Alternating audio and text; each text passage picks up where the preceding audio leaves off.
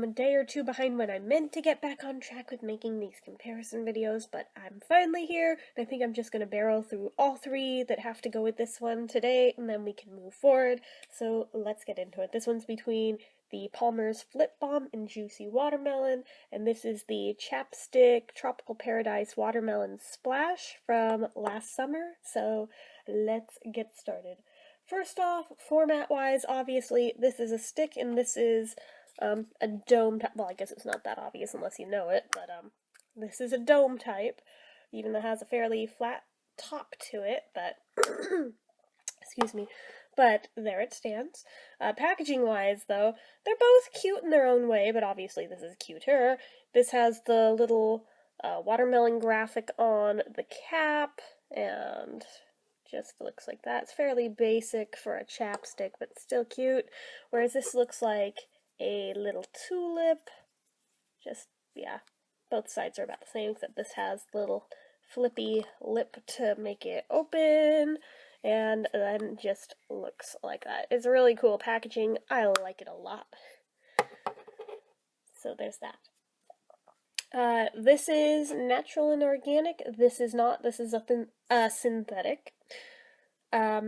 This is limited edition, although they're still selling it at this point, but they made a big deal last year saying how the 3-pack of these were limited edition, even though all 3 are definitely still in stores a year later, and they added another one to the collection, so I don't know if they made it a permanent collection or not, but when they came out, it was limited edition, so there you go.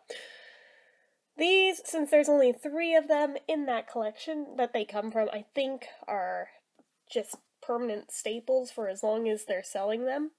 So there's that. The amount of product you get.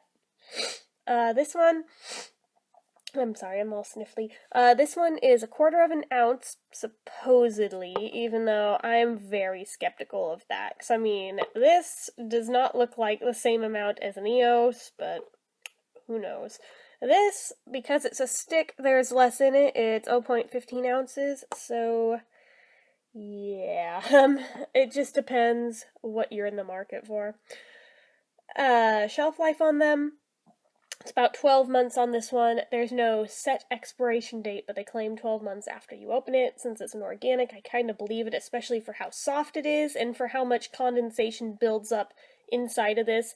I could definitely believe it's got a limited shelf life on it, so I've been trying to use it like crazy so that it doesn't go to waste, but yeah. This, does it have one? I don't think it does. I'm looking real carefully, and I'm not seeing one.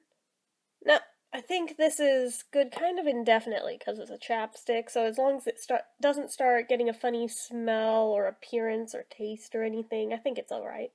The only difference I've noticed over time of having it for a year is that it's kind of picked up that same weird chemical smell that a couple of my Burt's Bees have and had straight out the gate, of where it smells kind of sulfury.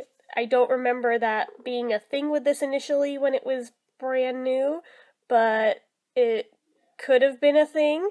I may have not been paying that close of attention for it, but yeah, it is something I've been noticing as I've been using it more while leading up to making this comparison video, so I feel like it is worth a mention.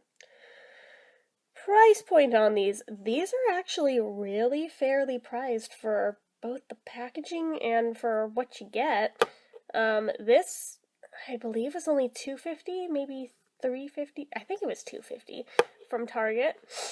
These I got in a 3-pack when I got them, and I believe I paid about, oh gosh, what did I pay for these?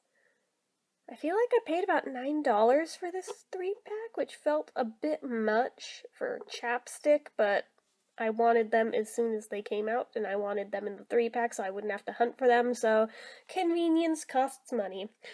Sturdiness, this is pretty darn sturdy. It's just a typical chapstick thick plastic tube. The only thing to really worry about with this one is just the turn wheel. A lot of chapsticks, it doesn't take very long of using them until it breaks a little bit where, oh sure, you can still push it up, but it won't go back down.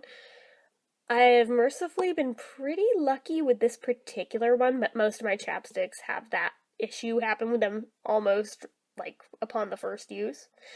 This, you can tell it's a cheaper plastic, and you can tell it's a thinner plastic, but it doesn't feel too particularly flimsy.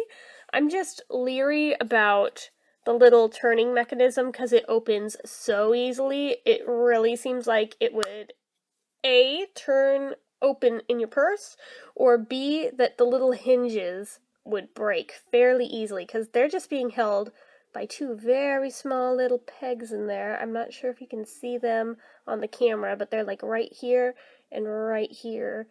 You can kind of see them a little bit, but yeah, they're kind of hanging by a thread in there. It seems like it could break pretty easy if you're not careful, so I've tried to be pretty careful with it despite my playing with the damn thing, but yeah. Anyway.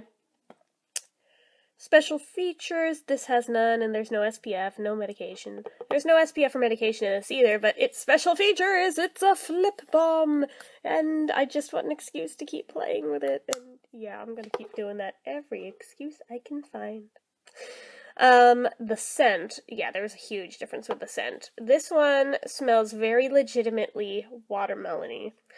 Probably because they used actual watermelon extract in this.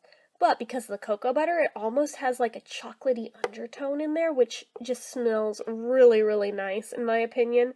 It took me a bit to get around to noticing what exactly the other scent in there was, but when I watched other people's reviews on this, I was like, oh, that's what the cocoa butter smell is, and it smells like, oh yeah, cocoa. That makes sense. I am dumb.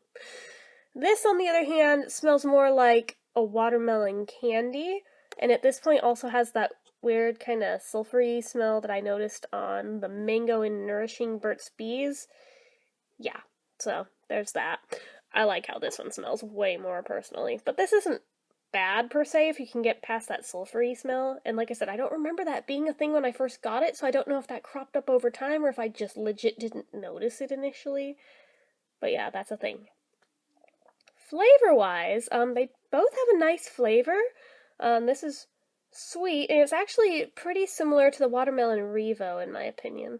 But this tastes just like if you bit into a piece of watermelon. It is so nice. Oh my goodness. Consistency-wise, they're also pretty different, because this is really thin and really slippery, really kind of oily, not in a bad way. I know some people have had complaints about it being too thin, but I think it's just right, at least for me anyway. But I could see where in a hotter climate this would be problematic because it would melt. And I am kind of fearful since we're almost reaching the summer months and I live in California, and I could see this having a problem if I don't store it in like the fridge or something once it gets properly hot out. But yeah, the consistency of this guy, it's more like a medium thickness lip balm, and it's more waxy. It does still have a bit of the greasy feeling to it, but again, I mean in the good way, not the bad way. But it definitely is a very different texture and feel from this. I personally generally like how chapsticks feel, so I don't have a problem with either one here, but I do like how this feels a lot better, and I feel like this does a better job of moisturizing than that does. Shine factor wise, this wins big time because it's super glossy. This leaves a tiny bit of shine, but it's hardly even negligible. It's almost a matte. It really doesn't do much.